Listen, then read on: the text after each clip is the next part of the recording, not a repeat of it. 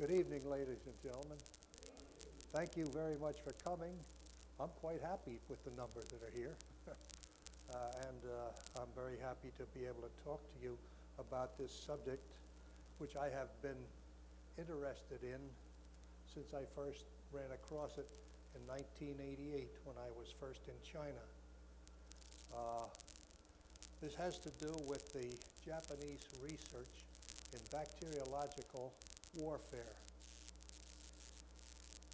Now, the author of most of this work was a Japanese doctor who became a general, General Shiro Ishii.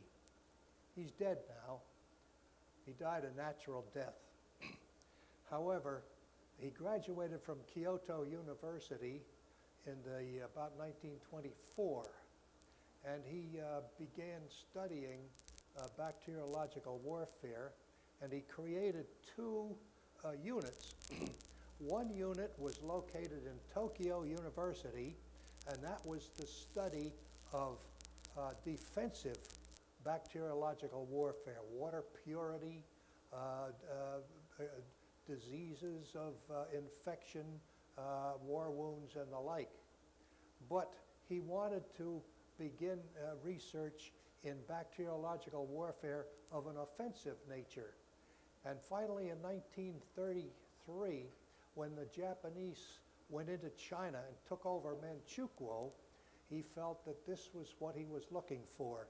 And he established a unit in northern China, northeast China, which is called Dongbei.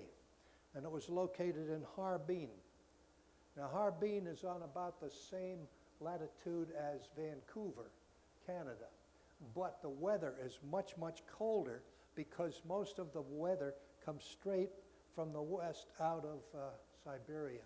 It's very cold. November 1st, the temperature is about minus 20 degrees, and it goes on down. In 1990, in January, we had a record temperature of minus 52 degrees centigrade. That is over 65 degrees, minus 65 degrees Fahrenheit. That's cold. This was far enough north, away from the world's attention, that he felt that he could begin his experiments using human subjects in his research. In addition to this, he later on established a unit here in Shenyang, which in those days was known as Mukden. Now, what happened in 50 years ago in October, when Mao Zedong took over, why the communist government changed most of the names of Chinese cities to match the closest Chinese pronunciation. And for instance, we had Canton, which is now called Guangzhou. Shenyang was Mukden, and there are others the same way. Now, the Mukden and Canton were British names that were given to these cities when Britain was in China about 1840. And the communists, just to demonstrate their power, made these changes at that time. And that's why often when you're talking to people, they will quote a city, and I'll say, I have no idea what it is, because the name has been changed with what name I am familiar with. But and one other interesting thing was that they established a prison here for Americans, and they did some experimenting on the Americans. But in addition, General Wainwright was incarcerated there, and that's where he was rescued after the war was over. It was from Shenyang. Anyway, to start out, what am I doing in China? How did I get there? Well, the first time I was in China was in 1946. I went in with the United States Navy, and I became familiar with China. I spent several day tours in Shanghai on shore patrol. So I had been in China much earlier. However, most of the time I worked for Leeds and Northrop Company as an engineer. I worked in the recorder division. In 1987, March, why I was due to retire. The same week that I retired, my wife died. I had long wondered, since she was suffering from diabetes, I knew that it was not likely that I would die before she did. And I was wondering what I would do when that happened. And we were supporting a young lady in our church who was teaching English in China, in fact, right near Harbin. She was teaching a little bit north of Harbin in a place called Daqing, which is the big oil city in China. Anyway, so I thought that might be interesting. Well, when I retired and my wife died, I quickly applied to go into China and teach English. And after about 2 months, which I had to, let's see, first thing I did, I had to write something like 31 pages of essays, answers to questions they sent me. And then they sent me an 850 personality profile questionnaire, which I've had to answer those questions about 3 times in my career. The first time I did it, I was in high school back in 1938, and I remember the same questions at that time.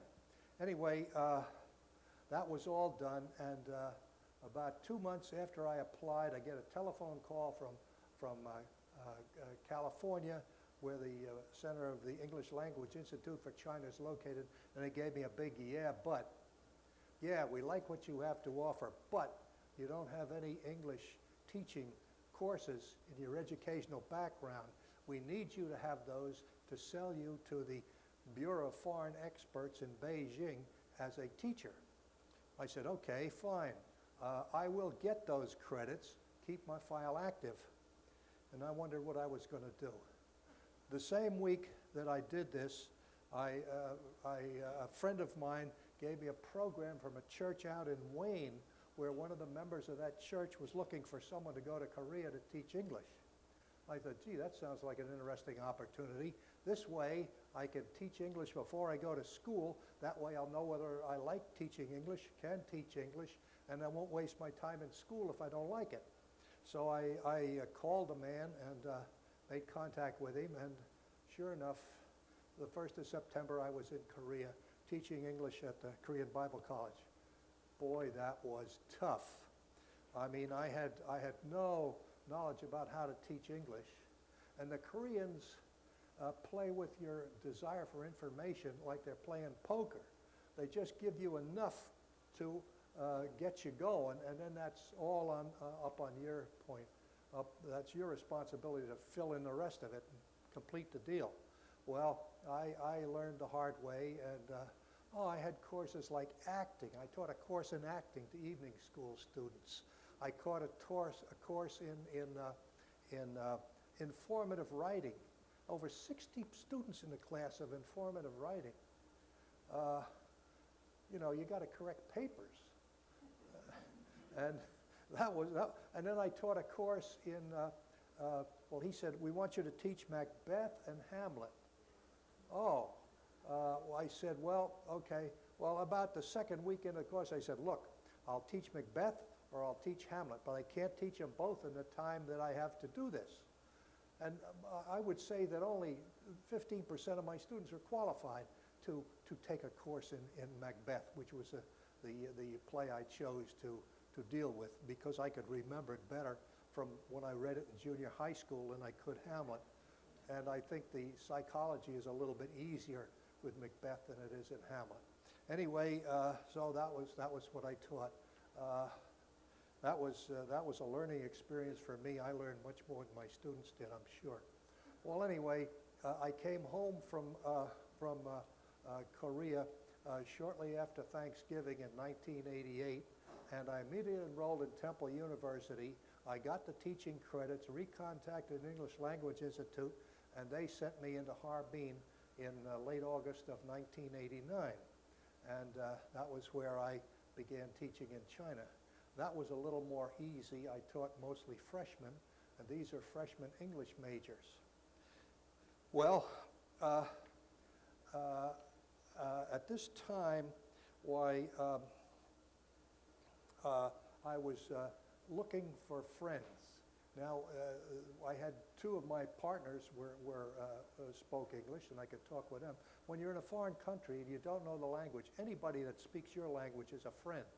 I mean, you don't have any choice. And it's great to communicate with people and learn how they feel, because the Chinese students, their English, even though they may have had 5 years of it, their language is very rudimentary. They're engrossed in the culture, and you just don't interface with them the way you would with someone from the West. Anyway, to make a long story short, there was a group in the school which were English speakers, not necessarily from America, Canadians, New Zealanders, Australians, and others that were learning Chinese. And I made contact with them.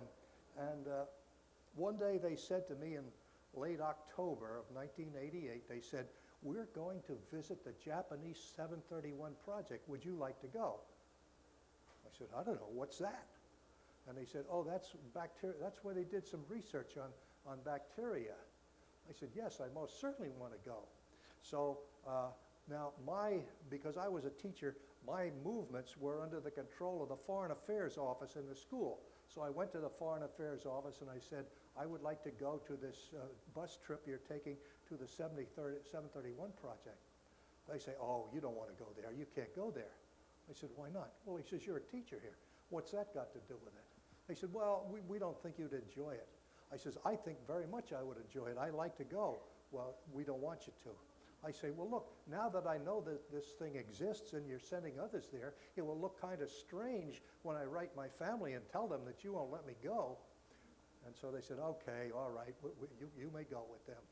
So I went with them, and it wasn't much of a visit. We went into a big building, which was coarse brick, and it was recently built. So it was not anything original about the original center that had been established in beginning 1933. So we went inside, and inside it consisted of the central scale model of what the unit looked like, with an airfield, a very large building, maybe 3 stories high, almost looked like an H with each end closed. And there were cells in that building. It was called row block.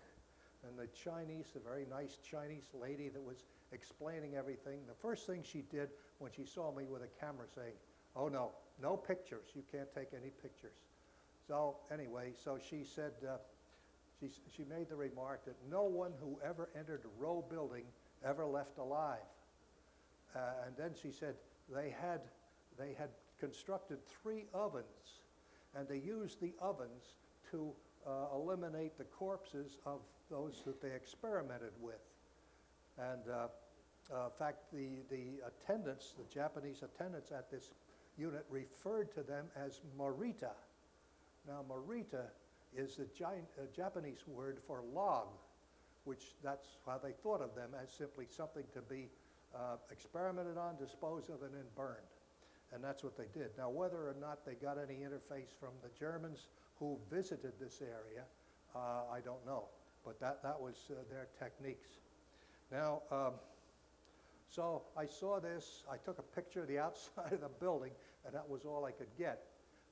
They showed us pictures of what the unit looked like when the Japanese left, because the Russians came into the war in August of 1945, and the Japanese blew everything up, destroyed all of their equipment, and let loose a number of rats who were carrying infected insects on them. And they went out into the city of Harbin, and I believe they say that over 200 people died from the infection caused when they destroyed the facility. In 1945, when the Russians came into the area, they would have been most interested in the 731 unit, but the Japanese had destroyed it so thoroughly, and they, not knowing what it was, looked at it and thought, well, this is just a junkyard, and they walked away and left it.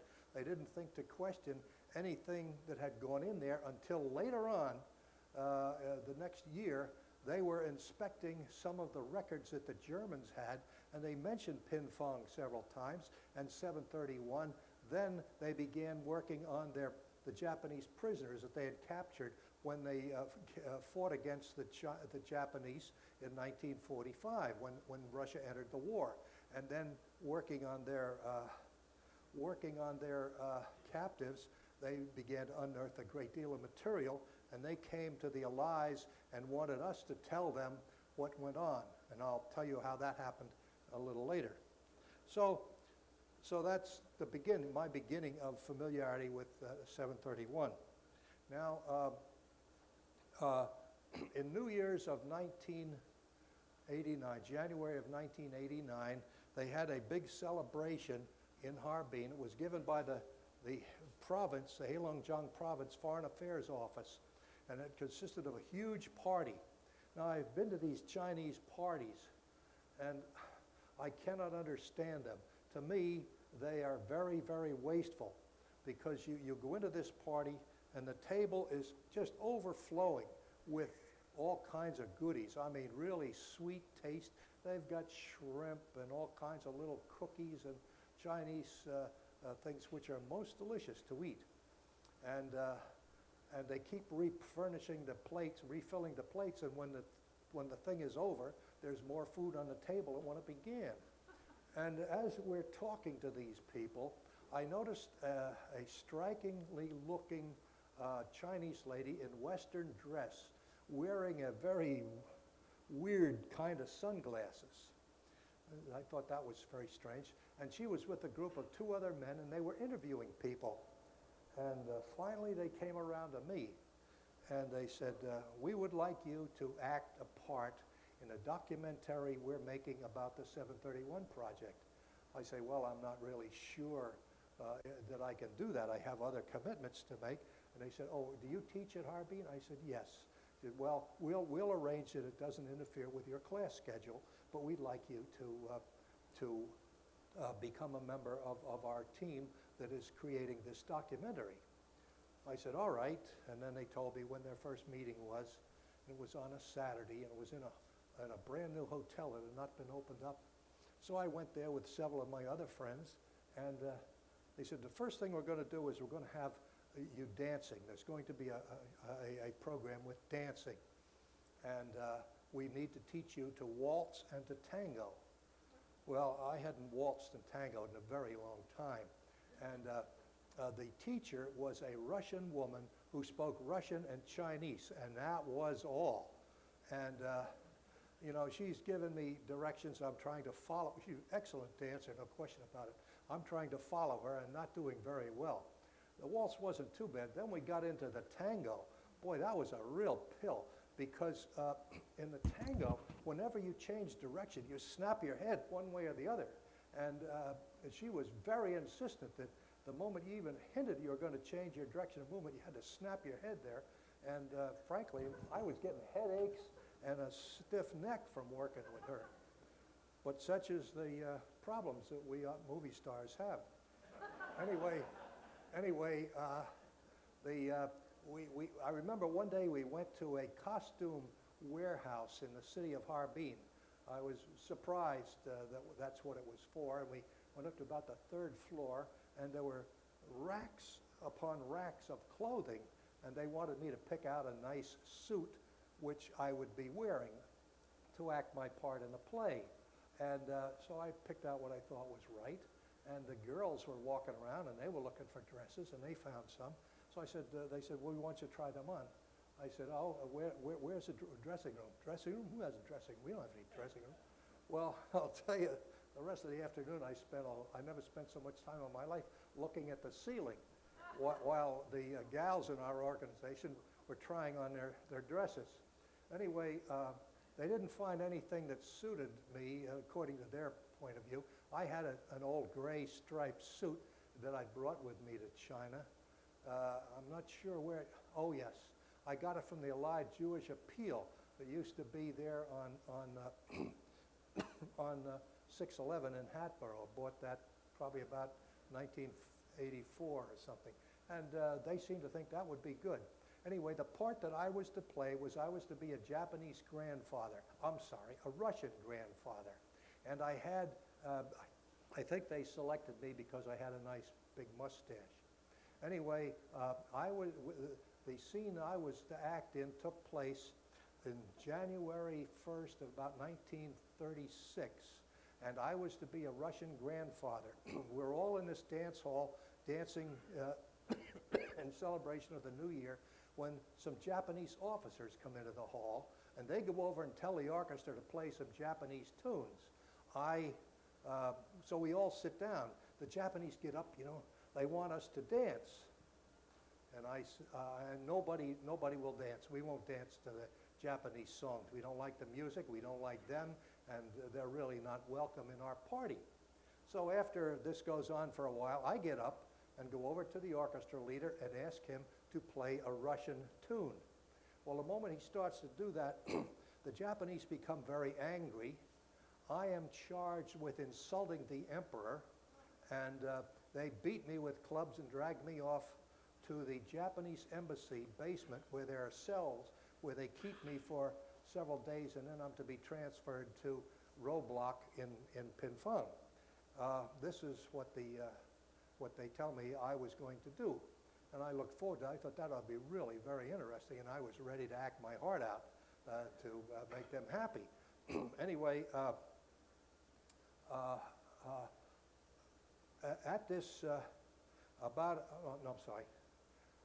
So that was what we were working for, and we were just getting ready to do the filming work with the video machinery and all, and we had a party, and apparently the government was going to require that the cost of making this documentary be obtained from taxes from some of the work units in the area. These are companies established by the government. Everything, all work generally is done by these work units.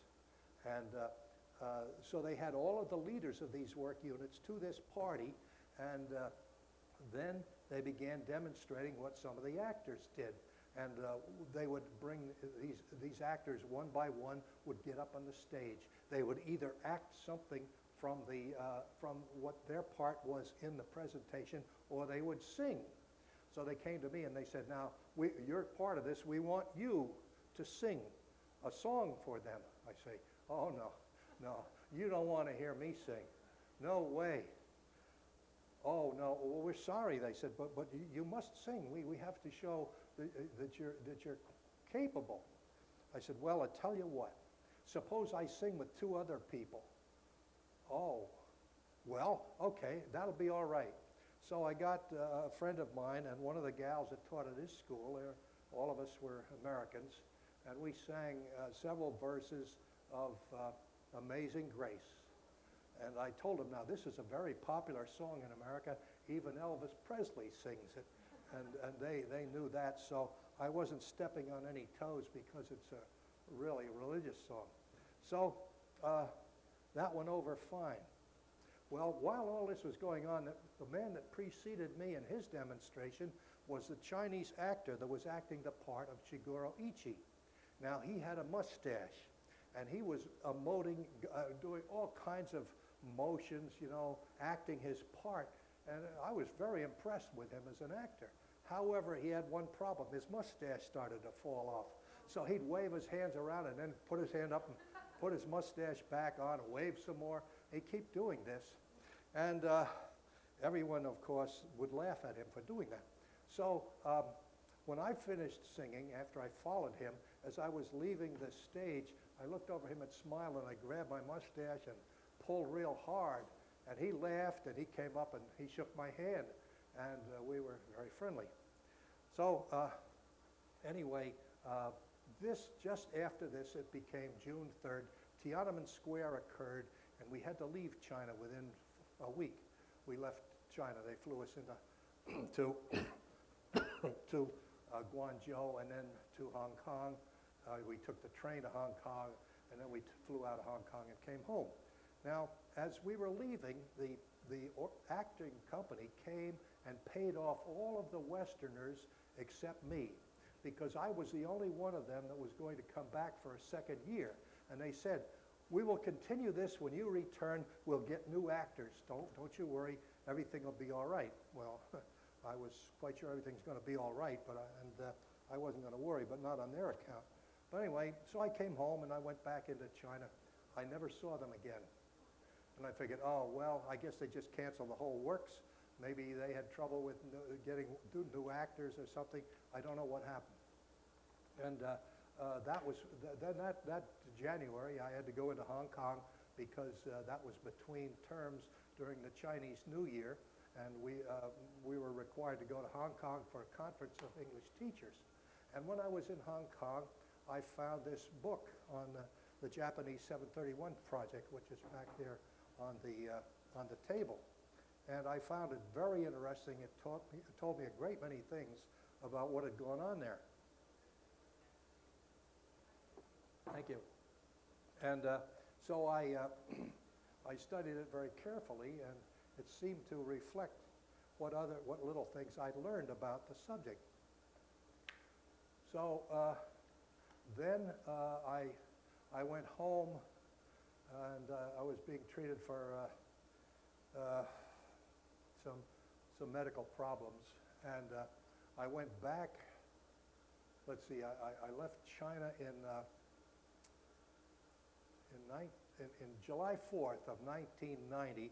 I went from Harbin down through Shenyang to Dalian, and I taught in the summer program in Dalian at the Dalian Locomotive Drivers School. But I wasn't teaching locomotive drivers. I was teaching the middle school English teachers English teaching methodology. That was what we were there for.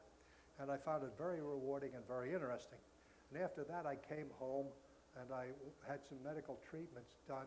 And then in March of 1991, I applied and went back to Korea, and I taught again in Korea for the spring of 1991. Then I came home and reapplied to the English Language Institute. And in August of 1992, I was sent to a small agricultural city called Leiyang, which is in Shandong Province. And I taught at the Leiyang Agricultural College. Now, this is Harbin down here from Shenyang to Dalian, and then Leiyang is right here in Shandong Province. This is Korea over here across the Yellow Sea. This is Qingdao, or used to be known as Tsingtao, and this is Yantai, and that's on the coast.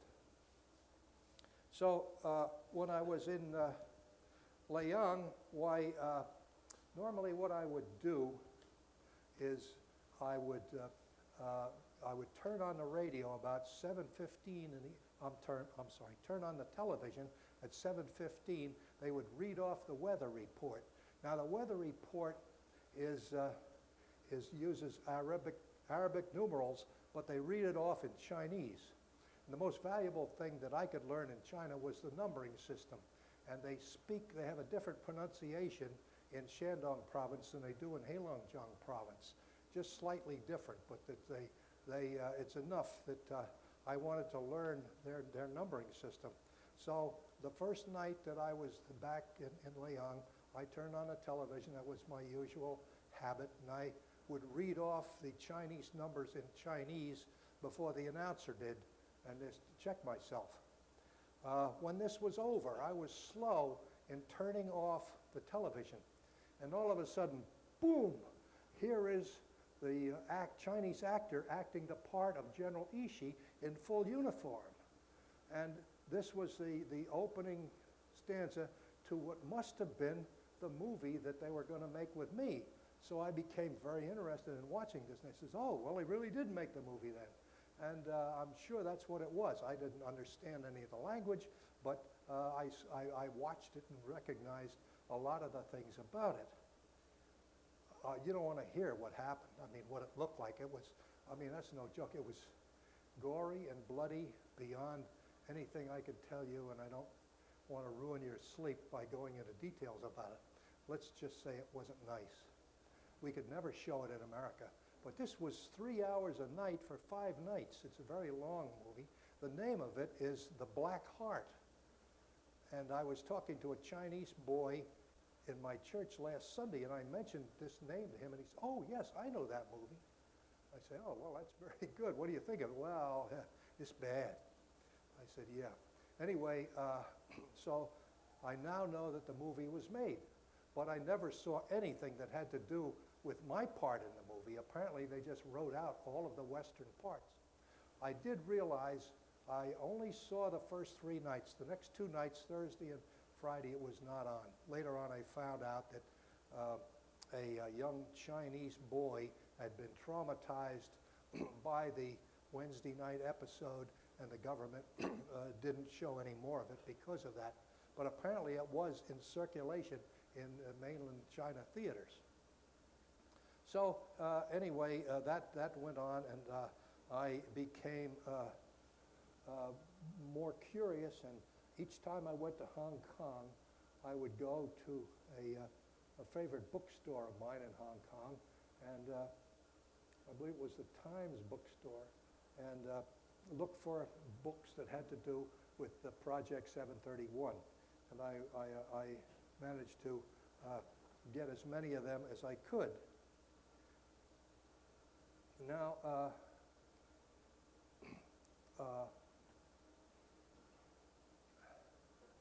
I found this in looking at the movie, and what I read was that General Ishii had absolutely no compassion for those who became subject to his control. Often, when investigating the progress of a certain disease or plague, the unit's doctors cut open the subjects to inspect or obtain body organs without anesthesia. Not only that, but they wanted these organs to be obtained while they were under positive blood pressure. And they'd take whatever they wanted and let the person die right on the spot. That was, of course, these live autopsies were always fatal. And another factor that they had in their investigations was resistance to low temperatures and to high altitudes. They had a hyperbaric chamber that they must have used. I don't know anything about how it was used, but I could imagine it must have been extremely painful by deliberately causing people to suffer from bends. And then the temperature experiments, they would take people, strip them down naked, tie them to the ground at minus 20 degrees C and come out in the morning. And if their arms weren't frozen enough, they would spray them with salt water for a little while until when they hit them with a stick, they would ring like a bell. Then they would begin their experiments. I won't deal with any more, but that was some of the things they did.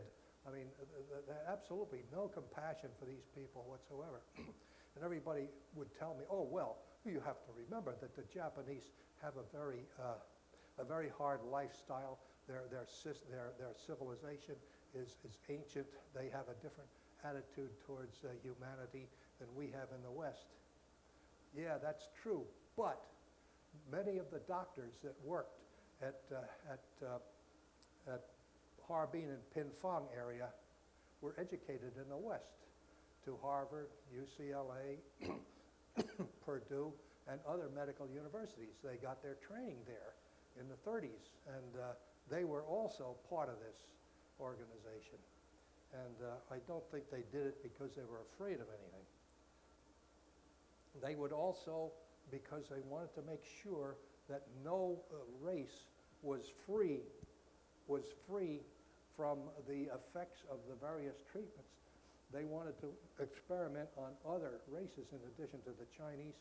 They would also do it. Russians and British and American prisoners were also treated this way. I don't know that any of the Americans or British were subject to the temperature experiments, but they did inject them. A number of our prisoners died in Shenyang which was an adjunct to Harbin, under some of their medical experiments down there.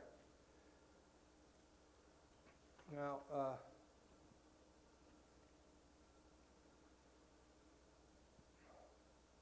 the problem is when the war was over, the war was over when the Russians came in. I think the day after we dropped the bomb, I think it was August 3rd, 1945, why all of the leaders, they had an airfield at the unit, and they flew out and flew to Japan, where they went to Tokyo, and that's where they were when the Japanese surrendered. There was nothing left in Harbin, had been destroyed, and they'd hoped the records were too. Then, and one of the other experiments that they did here, which I didn't find out until recently, was that to test their facility, most of it was borne by aircraft. They developed bombs which were ceramic in nature. They were able to carry rats with many fleas on them. And there actually is in Harbin, in the cellar, in Pinfang, in the cellar of one of the units, some kind of a monument that somebody established to the fleas that they grew in Harbin. Anyway, they would take the aircraft from their facility, fly them over Chinese cities, drop the bombs in the cities, and see what plagues they could get started. Most of the time it was a Black Death. Now this was not common to this area of China or Korea, and therefore it was easy to track what caused it, and that was done later on. But it wasn't until I watched a program on the History Channel in March that I found out that these experiments took the lives of 250 million Chinese people. That's equal to the population of the United States today. I beg your pardon, excuse me, I'm wrong. 250,000, I'm sorry, Chinese people. Now, in other words, the total numbers that were killed in these experiments approach 300,000 people. Now, in addition, the Japanese would inspect the sites of their bombs to see how effective they were. And they had these inspectors that would go in. They must have been extremely weird and very frightening to the Chinese people because they wore complete white outfits, gloves, helmets, and big dark glasses over their eyes. And they would go in and they would perform these autopsies on Chinese that were suffering from the various types of diseases they were following. And again, they would remove organs, as I described before. And this was where the large numbers, because what little I knew about the area, what I read about it, I could only figure that maybe 20,000 people had been killed in the experiments in the Pinfang area. But then these air raids apparently were what brought on the larger numbers, which they did. Now, then after the war was over, why the U.S. Army began to investigate what was going on. And in reading the book that Don was talking about, apparently there were two sets of investigators that were interrogating the people that worked in the facility. The only ones that anybody ever wrote about were the second group. And they were pretty open in what they could find, but what they could find wasn't very much. And but they would continue to refer to, yeah, but we told that to the first group. And they kept talking about this first group. Nobody could find out who this first group was or what they did with the information they got. But as more information became known, why General Ishii went to MacArthur and said to him that if we will be happy to tell you all that we did and all of our experiments in Harbin, if you will guarantee that none of our men will be punished for it. And MacArthur accepted this right away. Now, MacArthur had on his staff a G2 general, a General Willoughby, who must be a piece of work, because General Willoughby developed the thought that in the post-war period in 1946, 47, and 48, the communists in Japan were very vigorous and were gaining much political strength. And Willoughby decided that what he needed to support MacArthur was a coterie of senior Japanese military officers who had some allegiance and reasons to be supportive of MacArthur to counter the communist increase in numbers. And among those he picked were all of the senior men with the Japanese 731 project. So this was another reason why these men were never punished. When they left Japan, they got together and they founded the Japanese Green Cross Drug Corporation, which exists today, but all of these men have now died, all very wealthy in medical research work and other things that they were doing. Many of the young doctors who were questioned by the second group of interviewers seemed to have the attitude that they were very upset that they were not able to continue their experiments. They felt that they had been cheated because they were doing great experimental work, and now we had to stop and go do something else. They were very upset about this, which is another insight into the Japanese character. I'd like to read something that is written in this book here, which was written by Yuki Tanaka, who was a Japanese doctor in the era. It's called Hidden Horrors. And one of the things that they talk about is the ethics of Japanese military doctors and doubling. Now, doubling is a phrase which is given to the statement that if they can eliminate a group of people and the elimination will result in the safety and health of large numbers of other people, then that's quite satisfactory. In other words, there's no ethics involved here, no medical ethics or anything else. And that apparently is what happens when you deal with any of these Japanese attitudes towards medical treatment. Even to this day, I would imagine. The Japanese arm their medical corps men.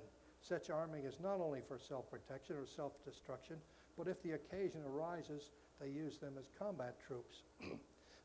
Even Japanese medical personnel have little regard for human life. Many incapacitated soldiers, with a good chance of recovery, have been disposed of on the grounds that they are useless to the emperor. A 17-division order commands when medical officers dispose of any sick and wounded who become commands medical officers to dispose of any sick and wounded who become a liability. The term euthanasia cannot be applied to these killings. A prisoner of war states that Japanese medical officers give instructions to healthy troops on methods of committing suicide should capture be imminent. While Western medical equipment has been ably copied by Japanese, they have retained their native ethical standards. And that's one of the problems that we have here. There's just a number of discussions of what it was and how they did these experiments. And they apparently had a similar method of dealing with these things as did the Nazi doctors in Germany. Now, this has, I guess, a great application to ourselves because I don't think this is happening now in Japan. I think this shows the breakdown of humanity in a nation whose ethics are open to question. I think that perhaps it could even be something that might happen here. I don't know. I don't know. I don't really want to say anything along that line, but it is a story of a nation gone wild, and I think this information is worthy for us to be aware of what has happened in the past and what a terrible path nations can lead their way down into other areas. And I'll stop now, and open the meeting up to any questions that anyone might have. Yes? How long was it before they were able to piece together what had happened? Well, it started in by January of 1946. They had some pretty good ideas of what was going on.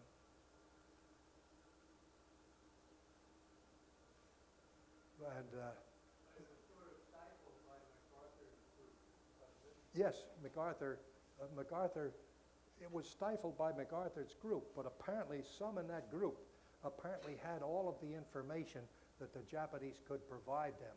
What happened to it, what was done with it, I don't know. But I will add this thought. There is a story, and it's written in that book that you have, Don, about during the Korean War, not only in North Korea, but in China north of the Yalu River, there were many flights of a very strange airplane. Perhaps you in the Air Force would be familiar with it. It consisted of two P-51s put together with a stub wing between the two fuselages and a wide tail. And this was a long-range escort fighter, I believe, and had a long range and only needed one pilot to fly it. The second pilot could rest while they were escorting the bombers. This plane was seen by Chinese and Koreans flying in enemy areas, and shortly thereafter, some people died of the Black Death. Now, that's strictly a rumor, but it's mentioned in several different places that this happened. That's all I know about, and how it came about, where they got the fleas and the germs and all the rest of it. I don't know anything about it, and I just say that I don't want to give any truth to that. I think it needs much further investigation that I'm capable of doing. But it's interesting that the Chinese recognized this aircraft, and I know it existed. In fact, I saw some in 1946. I saw some flying in Upper New York State of that particular aircraft. Yes? When I knew I was coming out to listen to you, I went back and reread a book about blood, which tells about, a lot of research that's gone on with blood. And one of the big men in it was in that 701. 731. 731. And it said that after the war ended in 46, we sent a man over to China, or to Japan, and he was supposed to try to find out what germ warfare had been going on in Japan. And when he landed, he said he didn't understand how it happened. That the Japanese intelligence must have known about him coming, because he was met on the dock by one of that general's. General Shigeru Ishii? Yeah, one of that general's closest advisors. Mhm. And that after that happened, why this man said, "I'll be your interpreter," because he spoke English. And he helped this scientist. And every night he would go back to General Ishii's little group, unknown to this American, and he would be instructed in what to tell Yeah, the American. yeah. And he said that it says in this book that a lot of the secrets of what happened, he covered up for 40 years. Yes. That's one reason why I asked you when all this was disclosed, because this book, details a lot of what happened. Yes. And this man sort of had a change of heart. He was responsible for a lot of the, not the general, but this other man. Yeah. Was responsible for a lot of the great strides that Japan made in process and fractionalization of blood. And Yes, It covers some of the same territory that yeah. speaking. Well, there was a lot of other research done with these experiments. For instance, I am told in this book that I gave to Dave, in Shenyang University, they have a large supply of human brain samples, you know, where you slice the brains. Apparently, this has been used in many areas of the world in research on how the brain functions. Also in here, it claims that this representative secured from this man, the American, the protection against anyone that might, and this general is one of them. Shigeru Ishii. Yeah. Yeah. Yeah. Well, So it says that it was he who gave them the, not knowing all that lay behind it, he agreed to the amnesty in order to find out what he did. Could you move over and the rest of us can hear it better than the others are? It's interesting material. Can you hear it from there? Okay. It would help some if you could come over a little closer. I'm sorry, I don't, I would have to go through the book if anybody's interested. I can produce the names of these people, but at any rate, I was just suggesting that in this book about blood, that it's this man who claims, rather than General MacArthur, although he must have had approval from high up, that he could grant immunity to the people who were giving information about this thing. yeah. It's obvious when you read this. Oh, question?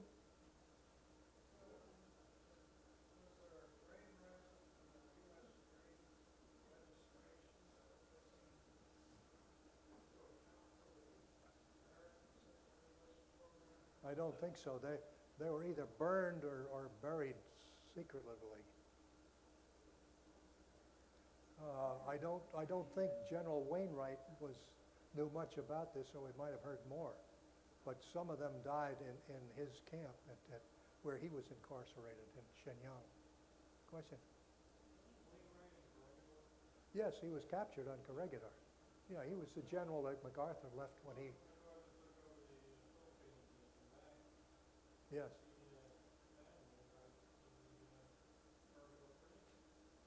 No. He was taken from Corregidor and ended up some way or other in Shenyang. Oh, well, I'd like to see it only once, but I don't know how we could get it here. I don't think the Chinese would want to release it. Black Heart. Yeah, that's the American name for the movie. Question?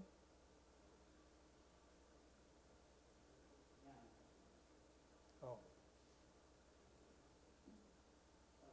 I thought I could just read a paragraph here from chapter 10 of Unit 731. The job of finding out what Japan has done in the field of biological warfare fell to a young soldier scientist, Colonel Murray Sanders. A highly qualified bacteriologist, Sanders has served at Camp Dietrich, the secret Maryland headquarters of the U.S. Chemical Warfare Service, which has been set up as a consequence of intelligence reports on biological warfare activities elsewhere in the war. And I think that may be the person we're talking about. And so somewhere in here a little farther on, he mentioned that he was as an interpreter, this person who was close to General Ishii, and that at night he would go back and get his instructions on what the interpretation was, the answers to the questions that were going to be asked. So, quite interesting.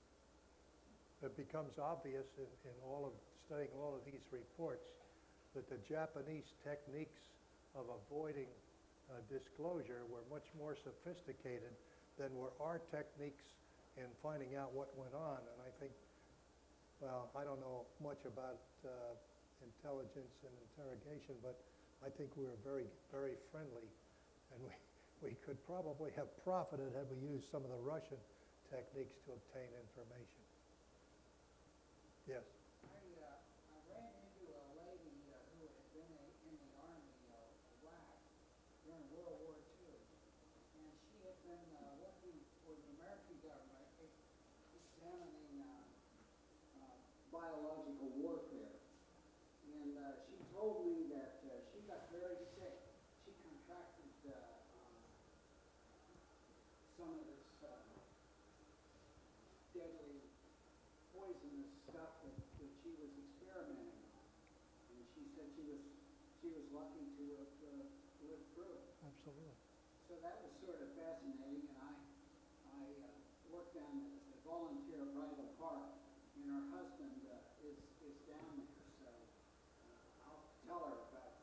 Yeah. Good. I'm sure she'll have some comments of interest to make about what you've said. Yeah, yeah.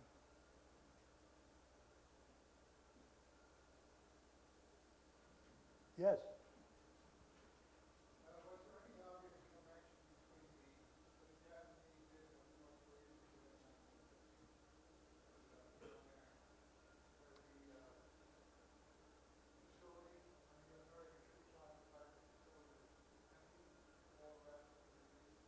I don't think so. I don't think so. I remember at that time we had the Archbishop of Canterbury and Linus Pauling were making claims that America was performing germ warfare in North Korea and also in mainland China. At the time, I discounted them. I, of course, didn't know anything about what had gone on in Harbin at that time. And I don't know enough to say, and I would hesitate to say anything about whether or not we did anything in that regard without some more proof and hearing from some people that had to have been involved in it, and for whatever reason they chose not to tell anybody.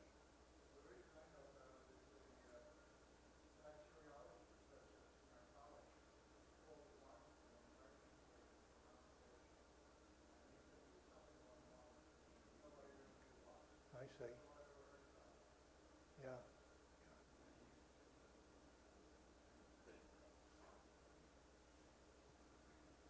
Well, I don't have anything more to add to this. Does anyone have any further questions?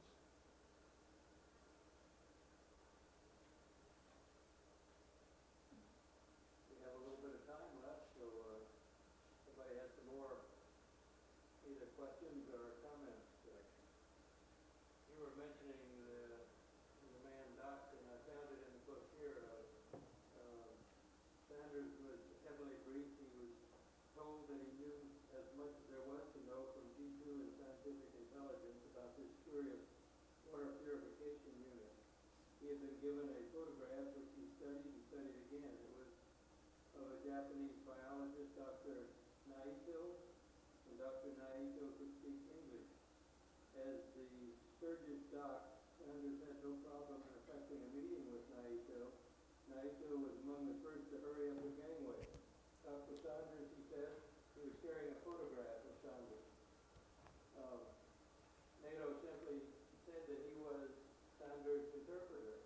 He was, in fact, a lieutenant colonel in Unit 731. Sanders labored on in ignorance. After all, even if he told me at that stage I didn't even know what Unit 731 was. And it goes on further and points out that he was not really being an interpreter. He was being the filter, if you will, between the responses in Japanese and the responses given to Sanders in English.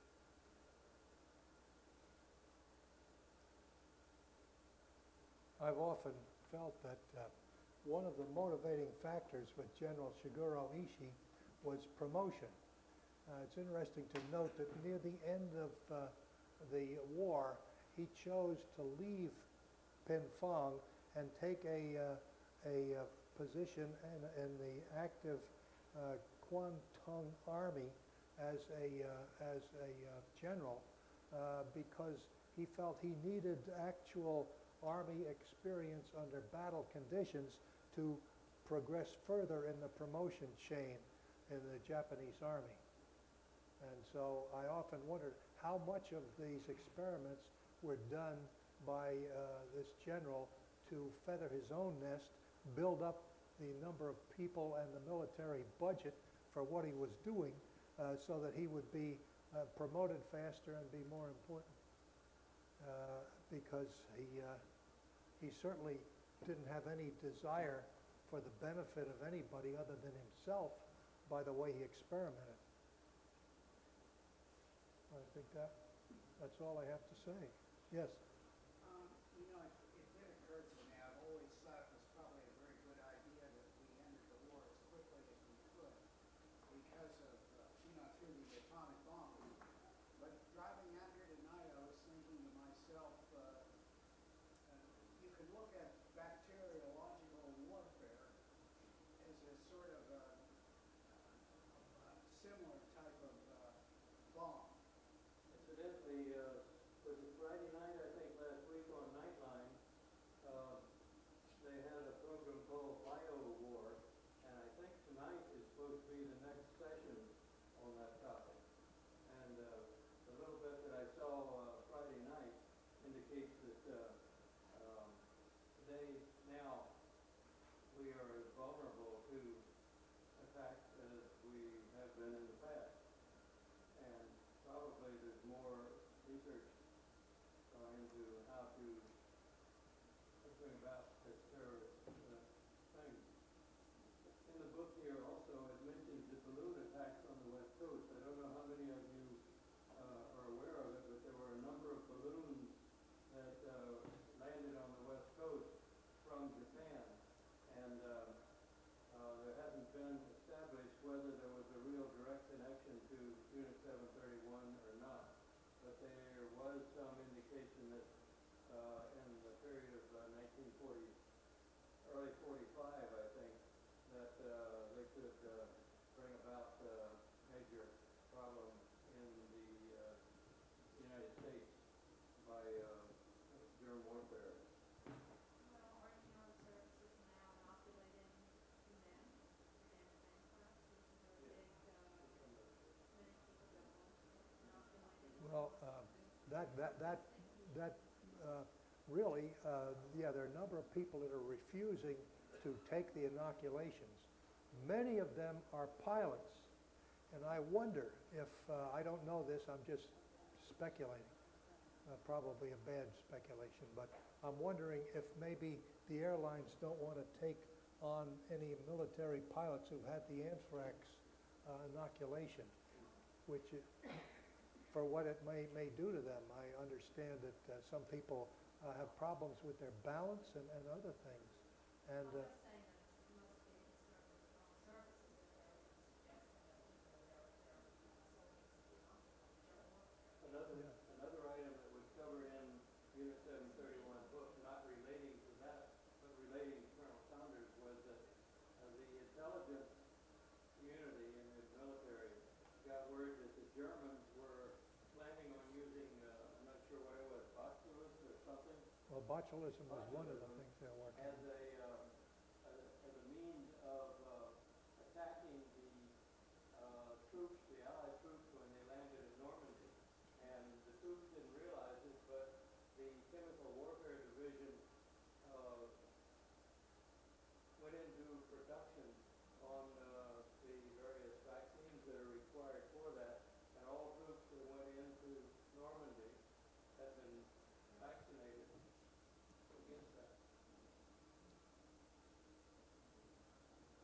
Question? Yeah. Since you've had all this forced upon you by the circumstances and your involvement, what's your feeling about all of this?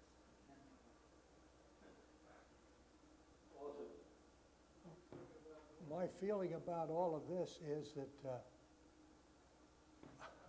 I'd like to be able to make sure that it doesn't happen again anywhere else in the world. I think it has, and of course it's happening many, many different places. And where it's going to come from next is, I don't really know, but I just would like to be able to stop it if that's possible. Yes? Well, sure, Iraq, Libya, Iran, North Korea, and I'll tell you a place we need to worry about, I think, is Saudi Arabia, because that's where Idi Amin, Abu Nidal, and a number of other people are hiding out. They're protecting them. We like to think that they're our friend, but there's some kind of a statement about somebody that's a friend of our enemy isn't very friendly to us. And I don't like the way we're coddling with the North Koreans right now, giving them all kinds of promises, food and technology, so they don't fire the missiles over Japan. I don't think that sounds very good. But yeah, I'd just like to see some way or other to stop this from happening any further. And I'm beginning, if war has become such a terrible thing now, that the only thing we can do is do everything we can to see that it doesn't break out. How do you do that between India and Pakistan, where they're just about ready to start throwing atomic weapons at one another? I don't know. You had a question? Well, the hearing was not so good, so maybe you'll learn. Did I understand you imply that General MacArthur quashed the investigation of this Yes, 31? yes. Must be records somewhere. Yeah, there definitely are, but nobody knows where they are.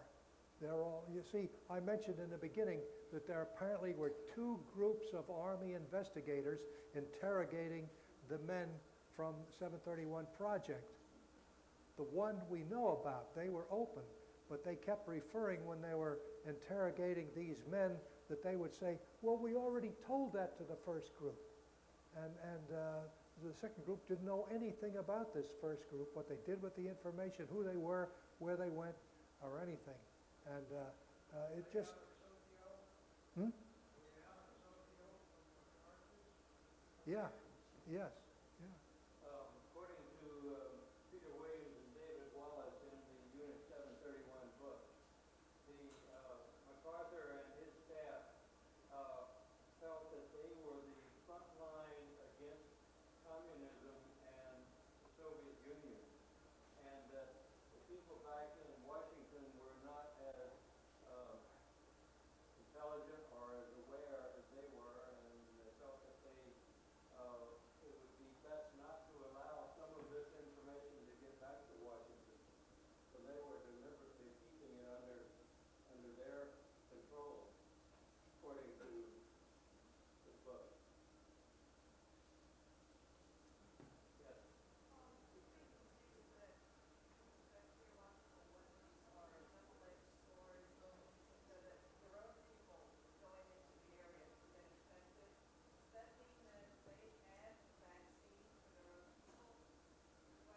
I don't think they did, no. The Japanese did not have the vaccine for their own people because in some of their work in China, where they were using this on the Chinese army during World War II, some of their own soldiers died from the effects of